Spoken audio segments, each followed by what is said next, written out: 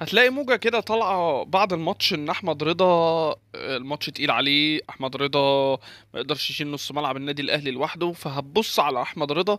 هنا دفاع الزمالك 5 لعيبة، فمحمد عبد الله سحب بنتايج، فدخل امام خد حسام عبد المجيد. هتلاقي هنا احمد رضا هو الوحيد اللي بيتحرك في نص ملعب النادي الاهلي في الجزء اللي هو ما بين نص الملعب وخط الدفاع.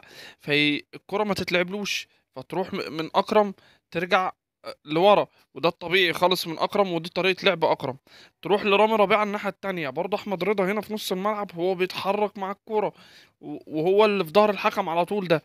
فتبص في الكرة اللي بعديها، هنا مروان، احمد رضا بيتحرك له، هيستلم الكرة منه، مش هيلعبها له مروان، فالكرة هتروح لعبد الله.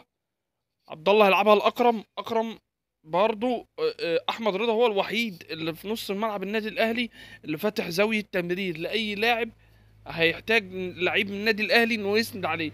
فتلاقي الكره راحت ناحيه كوكا، احمد رضا راح قرب ناحيته، الكره ما اتلعبتلوش، اتلعبت لورا. برضو مروان راح لعبها لرامي ربيعه، وده المعتاد بتاعنا برضو. فرامي ربيعه بيلعبها لداري، داري هنا في نص الملعب، احمد رضا واقف مستني الكره تجيله، ما جاتلوش، راحت لاكرم، واكرم هنا بيلعبها لاحمد رضا. احمد رضا اتحرك في المساحه، خدها في ظهر المدافع، لعبها لعبد الله، عبد الله ما كملش، الكره دي طلعت رمي التماس،